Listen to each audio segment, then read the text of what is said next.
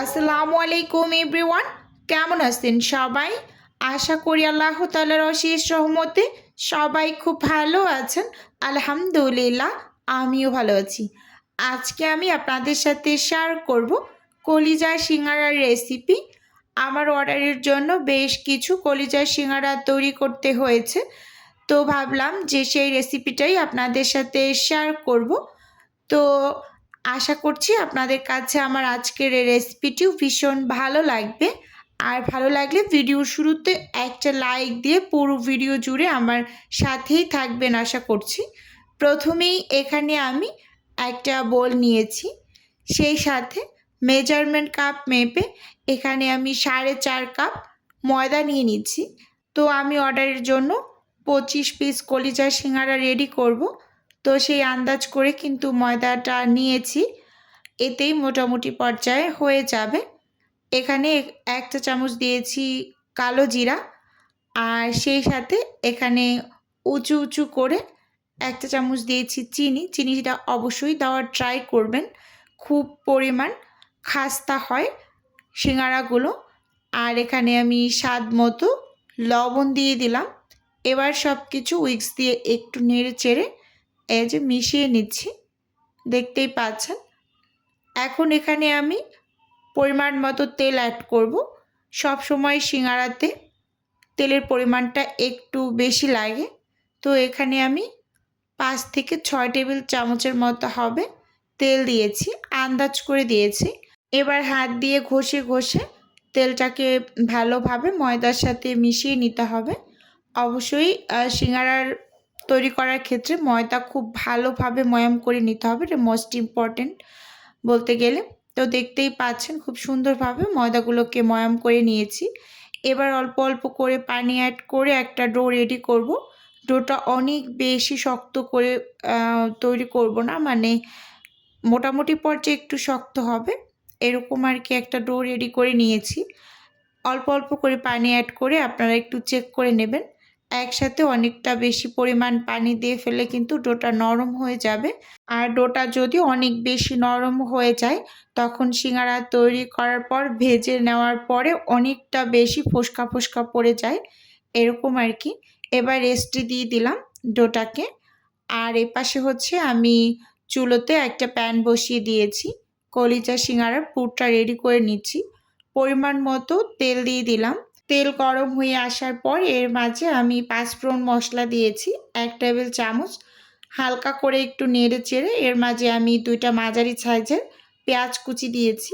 তো সব সময় একটু খেয়াল রাখবেন যাতে করে 5 ফোড়ন মশলাটা অতিরিক্ত গরম তেলে না দেওয়া হয়, তাহলে কিন্তু মশলাগুলো পুড়ে যাবে আর তখন কিন্তু এই পুরটা রেডি করার পর খেতে মুখে তেতো লাগবে। তো সেদিকটা সব সময় একটু খেয়াল রেখে তারপর 5 ফোড়ন মশলাটা দিবেন। তেলটাকে মানে একটু হালকা গরম করার পরেই ছেড়ে দেবেন এরকম, মানে অনেক বেশি গরম হওয়ার পর ছেড়ে দিলেই পুড়ে যাবে, এটা একটু বলে দিলাম আমি। আচ্ছা, এখানে আমি অল্প করে একটু লবণ দিয়ে পেঁয়াজটাকে একটু ভেজে নিয়েছি। এখন এখানে 1 চা চামচ দিয়েছি আদা বাটা এবং 1 চা চামচ দিয়েছি রসুন বাটা। আদা এবং রসুনটা তেলের মাঝে একটু সময় নিয়ে ভেজে নেব, যাতে করে আদা এবং রসুনের যে একটা কাঁচা স্মেল থাকে সেটা চলে যায়। তো সেজন্য একটু হাতে সময় নিয়ে আমি ভেজে নিচ্ছি। আচ্ছা, এই কলিজার সিঙ্গারাটা আপনাদের কার কার পছন্দ অবশ্যই চাইলে কমেন্টস করে জানাতে পারেন। আমার কাছে সিঙ্গারার ভিতরে কলিজা সিঙ্গারা আর হচ্ছে সবজি সিঙ্গারা মানে আলুর সিঙ্গারা যেটা, এই 2টা সিঙ্গারা ভীষণ ভীষণ পছন্দের এরকম আর কি। এখানে আমি কিছুটা পরিমাণ পানি অ্যাড করে দিয়েছি যাতে করে মশলাটা আবার পুড়ে না যায়, যেহেতু গুঁড়ো মশলা অ্যাড করছি। এখানে প্রথমে আমি 1 চা চামচ লাল মরিচের গুঁড়ো, তারপর 1 চা চামচ জিরে গুঁড়ো, 1 চা চামচ ধনিয়া গুঁড়ো, সেই সাথে 1 চা চামচ হলুদ গুঁড়ো দিয়েছি। দিয়ে কিছুটা পরিমাণ পানি দিয়ে দিলাম। ঠিক এই পর্যায়ে এখানে আমি 1/2 চা চামচ গরম মশলার গুঁড়ো ব্যবহার করছি। অনেকে সিঙ্গারার মাঝখানে আস্ত গরম মশলাটা ব্যবহার করে, তো আমি কখনোই করি না, আমার কাছে আসলে ভালো লাগে না। আস্ত গরম মশলাটা সিঙ্গারার মাঝে ব্যবহার করলে যখন আমরা সিঙ্গারাটা খেতে যাই মাঝে মাঝে দাঁতের নিচে পড়ে, সেটা কিন্তু আমার খুব বিরক্ত লাগে ভাই, মানে কি বলবো আপনাদের। এই যে দেখুন এখন হচ্ছে এখানে কিছু আলু দিয়ে দিলাম আর সেই সাথে এখানে কলিজা দিয়ে দিয়েছি। কলিজাগুলো হচ্ছে আমি সেদ্ধ করে এরকম ছোট, ছোট করে কেটে নিয়েছি। উপরে যে একটা পর্দা থাকে সেই পর্দাটাও কিন্তু সেদ্ধ করার পর টান দিলেই কিন্তু উঠে যায়। অবশ্যই পর্দাটা উঠিয়ে তারপর কেটে নেবেন। কেটে ভালোভাবে ধুয়ে পরিষ্কার করে এই যে দিয়ে দিলাম একসাথে আলু আর হচ্ছে কলিজাগুলো দিয়ে সামান্য একটু পানি দিয়ে প্রথম অবস্থায় আলু এবং কলিজাগুলোকে একটু কষিয়ে নেব, মানে হাফ সেদ্ধ করে নেব। 60% এর মতো আমি কিন্তু অলরেডি ঢাকনা দিয়ে ঢেকে যে সেদ্ধ করে নিয়েছি। এই পর্যায়ে কিন্তু আলুগুলো 60% এর মতো সেদ্ধ হয়ে গিয়েছে। আমি যে স্প্যাচুলা দিয়ে একটু চেক করে নিলাম। তো এখন এই যে ভালোভাবে কষিয়ে নিয়েছি আলু এবং কলিজাটা।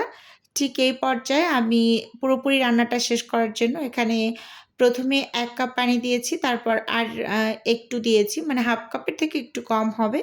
তো দিয়ে এবার আমি ভালোভাবে একটু নেড়েচেড়ে নিয়েছি। আর এর মাঝে আমি একটা স্বাদে ম্যাজিক মশলা অ্যাড করছি। এটা প্রাণেরটা ব্যবহার করেছি আমি। এবার ঢাকনা দিয়ে ঢেকে পুরোপুরি রান্নাটা শেষ করব।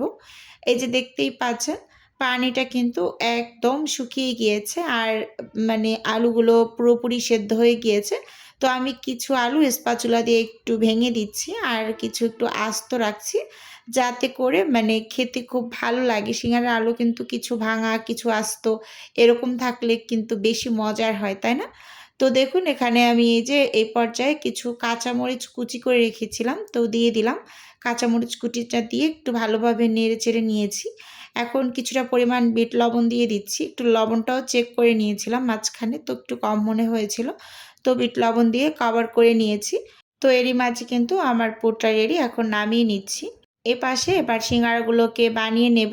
তো আমি ডোটাকে নিয়ে নিলাম, নিয়ে হাত দিয়ে একটু মথে মাঝখান থেকে একটু হচ্ছে ২ টা ভাগ করে নিয়েছি। তো একটা ভাগ দিয়ে এরকম লম্বা ডোয়ের মতো করে চাকুর সাহায্যে কেটে এবার রুটি বেলে নেব। মানে আমি বেশ কয়েকটা রুটি আগে বেলে তারপর হচ্ছে মাঝখান থেকে কেটে নেব। তারপর এক এক করে সিঙ্গারাগুলোকে বানিয়ে নেব। যেহেতু একা হাতে কাজ করি, এজন্য হচ্ছে আমি সবসময় এইভাবে করে একটু কাজ করি যাতে বিরক্ত না লাগে। একটা বেলে ২ টা বানিয়ে আবার একটা বেলে ২ টা বানিয়ে এভাবে বানাতে আমার খুব বিরক্ত লাগে, মানে সময় বেশি লাগে এরকম আর কি। আর এর জন্য আমি সবগুলোকে একটু বেলে নেব। মানে সবগুলো বলতে আগে ৫-৭ টার মতো বেলে সেগুলো বানিয়ে আবার ৫-৭ টা বেলে নেব। এভাবে করে সবসময় আমি কাজ করি। যেকোনো কাজে এভাবে একটু গুছিয়ে করলে অনেকটা সময় ধরে করা যায় কাজ।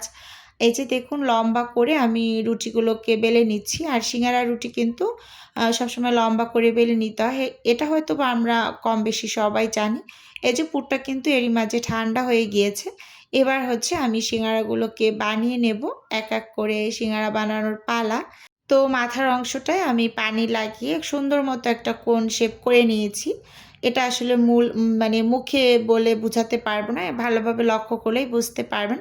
এবার আলুর পুরটা দিয়ে দিলাম। কলিজার আলুর পুরটা দিয়ে তো খুব সুন্দরভাবে একটু চারপাশে পানি লাগিয়ে এই যে হাত দিয়ে চেপে, চেপে মুখটা সিল করে দিয়েছি। এই যে এই বটটা সিঙ্গারায় কিন্তু এই ভাঁজটা অনেকেই দিতে পারে না। এটা কিন্তু খুবই ইজি একটা ভাঁজ। আর আমি যেভাবে সিঙ্গারা বানাই সবসময়, তো এটা কিন্তু খুবই সহজ। একটু ভালোভাবে কেউ লক্ষ্য করলেই বুঝতে পারবে যে আসলে ভাঁজগুলো ঠিক কেমন করে দিচ্ছি। এভাবে এক এক করে আমি সব সিঙ্গারাগুলোকে বানিয়ে নিচ্ছি। তো ভিডিওর এই পর্যায়ে এসে ছোট্ট করে নিজের বিজনেসের একটু প্রচার করছি। আপনারা তো অনেকেই জানেন যে আমার ছোট্ট একটা ফ্রোজেন আইটেমের বিজনেস আছে। যদি কেউ কোনো টাইপের ফ্রোজেন খাবার অর্ডার করতে চান তাহলে স্ক্রিনে দেওয়া হোয়াটসঅ্যাপ নাম্বারে নক দিলেই কিন্তু আমি A to Z বলে দেব। আর যদি কেউ অর্ডারটি সরাসরি কনফার্ম করতে চান তাহলে স্ক্রিনে দেওয়া হোয়াটসঅ্যাপ নাম্বারে সরাসরি কল করে অর্ডারটি কনফার্ম করতে পারেন। এই যে এখানে কিন্তু আমি সব সিঙ্গারাগুলোকে বানিয়ে নিয়েছি। এবার এগুলোকে ফ্রোজেন করে নেব।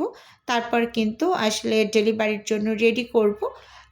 তো আমি কিভাবে ফ্রোজেন করি, কিভাবে ডেলিভারি দিই এ নিয়ে কিন্তু অনেক ভিডিও দেওয়া আছে। তো আজকে এ পর্যন্তই রাখছি। দেখা হবে নতুন কোনো ভিডিওতে বা নতুন কোনো রেসিপিতে। আল্লাহ হাফেজ।